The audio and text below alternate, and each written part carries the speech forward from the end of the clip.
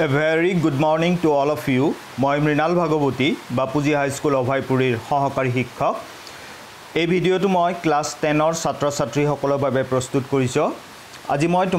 তোমালোকৰ গণিতৰ পাঠ্যপুথিৰ অনুশীলনী 9.1ৰ দুটা অংক দেখুৱাই দিম। তেতিয়ালে আহা প্ৰথম আমি 13 নম্বৰ প্ৰশ্নটো কি আছে এই অনুশীলনীৰ চাই লওঁ। প্ৰশ্নটো মই প্ৰথমে পঢ়িবলৈ চেষ্টা কৰিছো। এটা 75 মিটাৰ ওখ লাইট হাউচৰ শীৰ্ষৰ পৰা পৰ্যবেক্ষণ কৰাত সাগৰৰ সমতাত দুখন জাহাজৰ পতন কোণ যথাক্ৰমে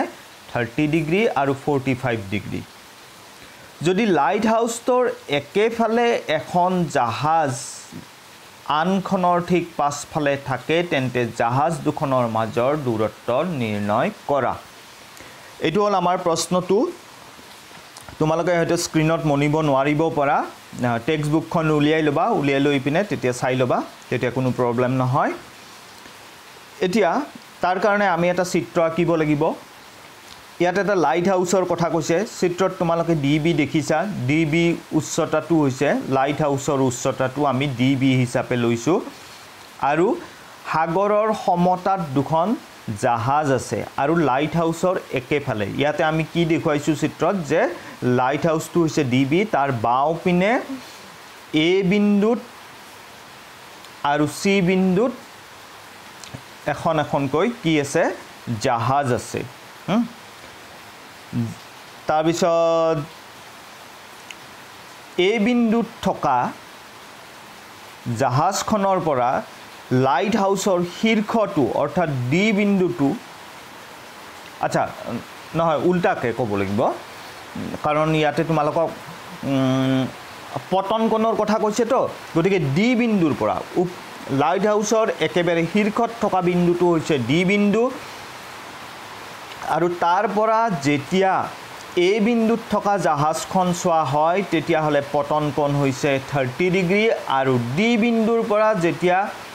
সি বিন্দুত থকা জাহাজখন তললৈ চোৱা হয় তেতিয়া হৈছে পতন কোণ 45 ডিগ্ৰী। ঠিক আছে,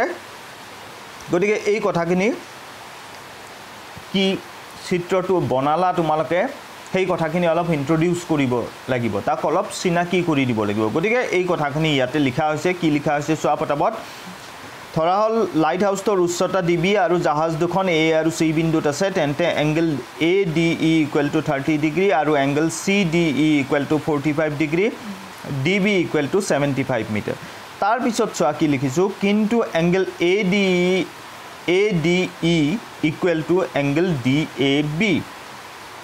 মই অকণমান জুম কৰিবলৈ চেষ্টা কৰিছোঁ।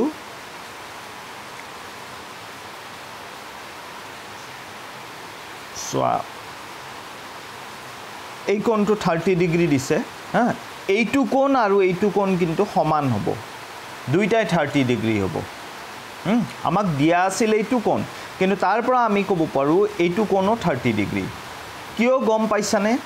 এই কাৰণে ক'ব পাৰোঁ যে আমাৰ এইডাল আৰু এইডাল কি সমান্তৰাল, তেতিয়াহ'লে এইডাল তিৰ্যক হৈ গ'ল। গতিকে এই কোণটো 30 ডিগ্ৰী হ'লে এইটোও 30 ডিগ্ৰী হ'ব, একান্তৰ কোণ, হয়নে? তেনেকৈ এইবাৰ চাবা এই কোণটো আমাৰ 60 ডিগ্ৰী কৈছে, অৰ্থাৎ ডি বিন্দুৰ পৰা যেতিয়া সি বিন্দুত থকা জাহাজখন চোৱা হয় তেতিয়া পতন কোণটো 45 ডিগ্ৰী হয়। গতিকে এই কোণটো 45 ডিগ্ৰী কৈছে। গতিকে এইটো 45 হ'লে এইটোও 45 হ'ব, কাৰণটো একে, একান্তৰ কোণ, হয়নে? গতিকে এই কথাখিনি ইয়াতে লিখা হৈছে। এই কথাখিনি আমি ইয়াতে লিখিছোঁ, এই কথাখিনি লিখি দিবা। আচ্ছা, এতিয়া ডি বি চি চিত্ৰত চাই লোৱা। ডি বি চি সৰু যোনটো সমকোণী ত্ৰিভুজ আছে সেই সমকোণী ত্ৰিভুজটোত আমি কি কৰিম এতিয়া, tan 45 ডিগ্ৰী ইকুৱেল টু আগৰ দৰে পি বাই বি লম্ব হৰণ ভূমি। tan 45 ডিগ্ৰীৰ মান 1, লম্ব মানে লম্বৰ ঠাইত কি আহিছে ডি বি আৰু ভূমিৰ ঠাইত চি বি। কিন্তু আমাক ডিবি দিয়া আছে 75 মিটাৰ কাৰণ লাইট হাউচটোৰ উচ্চতা আমাক 75 মিটাৰ বুলি কৈছে আৰু হেতু আমি ডিবি বুলি ধৰিছো গতিকে ডিবিৰ ঠাইত 75 মিটাৰ আমি লিখিব পাৰো গতিকে তাৰ পৰা আমি কি পাই গলো CB = 75 মিটাৰ আমি পাই গলো ঠিক আছে এতিয়া ডাঙৰ সমকোণী ত্ৰিভুজটো DAB আকৌ সমকোণী ত্ৰিভুজ DBA এৰ পৰা পাও DBA এই সমকোণী ত্ৰিভুজটো মন কৰা DBA তাত কি tan 30 ডিগ্ৰী tan 30 ডিগ্ৰী = আগৰ দৰে P/B লম্ব হৰণ ভূমি লম্ব হৈছে DB আৰু ভূমি হৈছে AB নেক্সট ষ্টেপত তোমালোকে tan 30 ডিগ্ৰীৰ মান লিখিছা 1/√3 DB মানে আমি জানো যে লাইট হাউচটোৰ উচ্চতা 75 মিটাৰ গতিকে DB ৰ ঠাইত তোমালোকে 75 মিটাৰ লিখিব লাগিব আৰু AB টো আমি দুটা ভাগ কৰি লিখিব পাৰো AC + CB চিত্ৰটো চালে ক্লিয়াৰ হ'ব এবাৰ চিত্ৰটোলৈকে ঘূৰি গৈছো সোৱা এই AC + CB তাৰ মানে কি AB গতিকে AB ৰ ঠাইত আমি কি লিখিব পাৰো AC + CB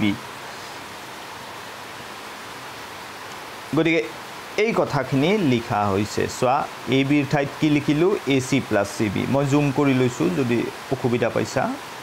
আচ্ছা হয় এটা ক্লিয়াৰ দেখা পাইছা স্পষ্ট কৰি এইটো লিখা হৈছে আৰু এই CB টো DB ৰ হৈতে সমান অলৰেডি আমি ইকুৱেশ্যন 1 ত পাই গলো যে CB টো কিমান 75 গতিকে তাৰ ঠাইত 75 লিখিছো হল এইবাৰ বজ্ৰ পূৰণ কৰা কোনা কোনি পূৰণ কৰা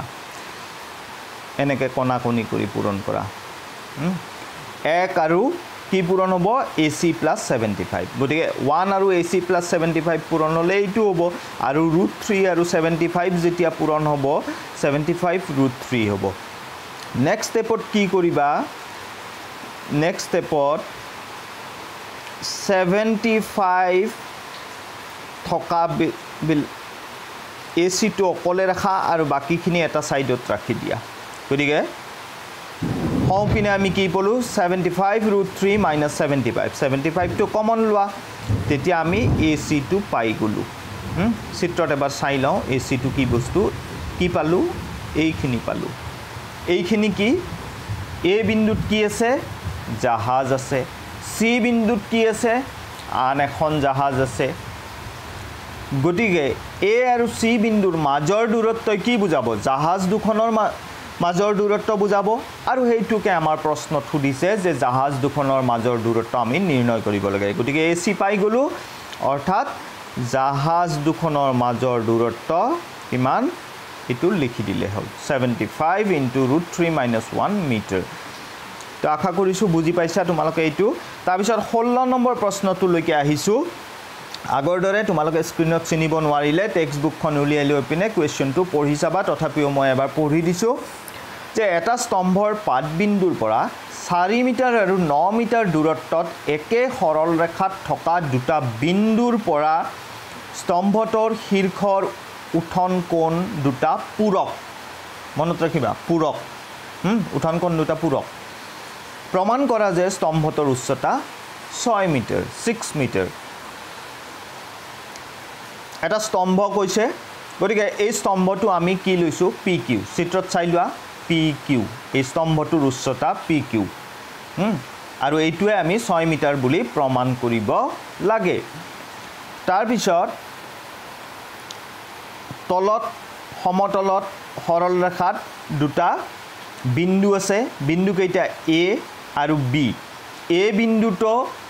PQ স্তম্ভৰ পৰা 4 মিটাৰ দূৰত্বত অৱস্থিত আৰু B বিন্দুটো PQ স্তম্ভৰ পৰা 9 মিটাৰ দূৰত অৱস্থিত আৰু এই বিন্দু দুটাৰ পৰা যেতিয়া স্তম্ভটোৰ শীৰ্ষটো চোৱা হ'ব তেতিয়া যি উঠন কোণৰ সৃষ্টি হ'ব সেই উঠন কোণ দুটা পূৰক তাৰ মানে এইটো আৰু এইটো এই কোণ দুটা এই দুটা উঠন কোণ A বিন্দুৰ পৰা যেতিয়া P চাবা তেতিয়া এই প্ৰথমটো হ'ব আৰু B বিন্দুৰ পৰা যেতিয়া P বিন্দুটো চোৱা হয় তেতিয়া উঠন কোণ হ'ব এইটো এই দুটা পূৰক তাৰ মানে এটা যদি থিটা হয় আনটো কিমান হ'ব 90 মাইনাছ থিটা কিয় এইখিনি বুজি পাইছানে আচ্ছা তুমি যদি বুজি পোৱা নাই থিটা প্লাস 90 ডিগ্ৰী মাইনাছ থিটা এই দুটা যোগ কৰি দিয়াচোন তেতিয়া এইটো কেনসেল হ'বনে হৈ পিনে কি হ'ল 90 হ'ল তাৰ মানে এই মই যে ৰাইট চিন দিছো সেই দুটা কোণৰ সমষ্টি কিমান ডিগ্ৰী হ'ল 90 ডিগ্ৰী হ'ল গতিকে 90 ডিগ্ৰী হোৱা মানে সেই দুটা কোণক আমি কি বুলি ক'ব পাৰো পূৰক কোণ বুলি ক'ব পাৰো হয়নে পূৰক কোণ হ'ব লাগিলে দুটা কোণ দুটাৰ সমষ্টি কিমান হ'ব লাগিব 90 ডিগ্ৰী হ'ব তাৰ কাৰণে আমি এটা থিটা লৈছো আৰু এটা 90 মাইনাছ থিটা লৈছো এই কথাখিনি আমি ইয়াতে লিখি দিছো সোয়া কেনেকৈ লিখা হৈছে ধৰাল স্তম্ভটোৰ উচ্চতা PQ আৰু সমতলত থকা বিন্দু দুটা A আৰু B যাতে AQ = 4 metre BQ = 9 metre angle PAQ = থিটা আৰু এংগল PBQ = 90 ডিগ্ৰী মাইনাছ থিটা এইখিনি লিখিছো এইবাৰ সৰু সমকোণী ত্ৰিভুজটোত এইটোত PAQ এই সমকোণী ত্ৰিভুজটোত আমি কি কৰিছো সোয়া এই সমকোণী ত্ৰিভুজটোত tan থিটা = আগৰ দৰে PQ / AQ তাৰ মানে লম্ব হৰণ ভূমি কৰিছো আৰু AQ আমাক 4 মিটাৰ দিয়া আছে গতিকে নেক্সট স্টেপত AQ ঠাইত 4 মিটাৰ হ'ব আৰু এইটো আমি ইকুৱেশ্যন 1 বুলি মাৰ্ক কৰিছো ঠিক আছে এইবাৰ চিত্ৰত চোৱা এই ডাঙৰ সমকোণী ত্ৰিভুজটো PBQ তাত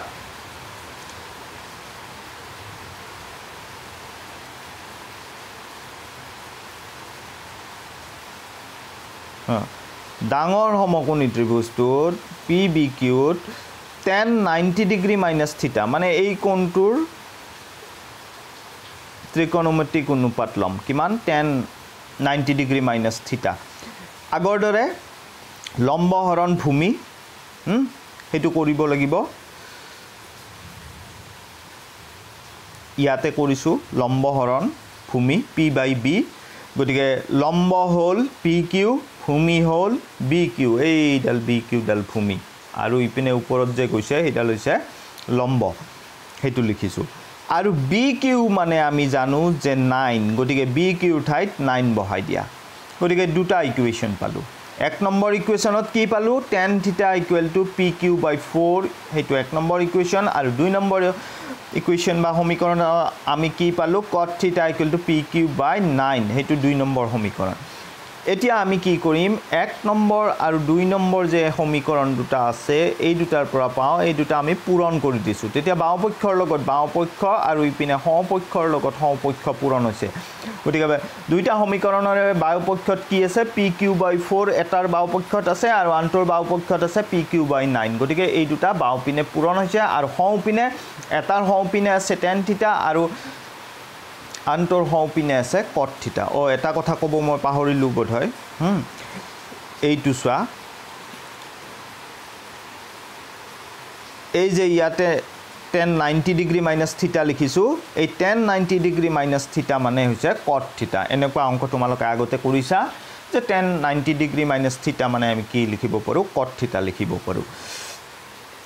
গতিকে cot আহিছে গতিকে ইপিনে সমপক্ষবিলাক পূৰণ হ'ল আৰু cot থিটাটো হৈছে tan থিটাৰ প্ৰতিক্ৰম গতিকে cot থিটাৰ ঠাইত আমি কি লিখিলো নেক্সট স্টেপত 1/tan থিটা আৰু বাওপিনে চোৱা বাওপিনে যদি তোমালোকে চাব যোৱা তেতিয়া হলে এই যে দুটা PQ আছে এটা দুটা পূৰণ হলে PQ² আৰু 4 আৰু 9 পূৰণ হলে 36 হ'ব হ'ল আৰু এইপিনে চোৱা cot থিটাৰ ঠাইত 1/tan থিটা লিখিলো এইটো কেনসেল হ'ব হৈ পিনে ওপৰৰ 1 টো থাকি যাব সেই 1 টো এইটো লিখা হৈছে সো ফাইনালি আমি কি পাই গলো এইটো স্টেপ পাই গলো PQ²/36 = 1 তাৰ মানে PQ² = 36 টো যদি হাউপিনে লৈ যোৱা 1 ৰ লগত পূৰণ হ'ব 1 * 36 মানে 36 এইটো পাই গলো এবাৰ দুই পিনে বৰ্গমূল লৈ লোৱা PQ² বৰ্গমূল PQ আৰু 36 ৰ বৰ্গমূল 6 এটাকে স্তম্ভটোৰ উচ্চতা হৈছে 6 মিটাৰ কাৰণ PQ আছিল স্তম্ভটোৰ উচ্চতা আৰু যেহেতু PQ আমি 6 মিটাৰ পালো গতিকে স্তম্ভটোৰ উচ্চতাও কিমান হ'ব 6 মিটাৰ গতিকে আমাৰ অংকটো হৈ গল সো তোমালোক আটাইলৈকে ধন্যবাদ জনাই মোৰ আজিৰ ভিডিঅ' ইয়াতে সামৰিলোঁ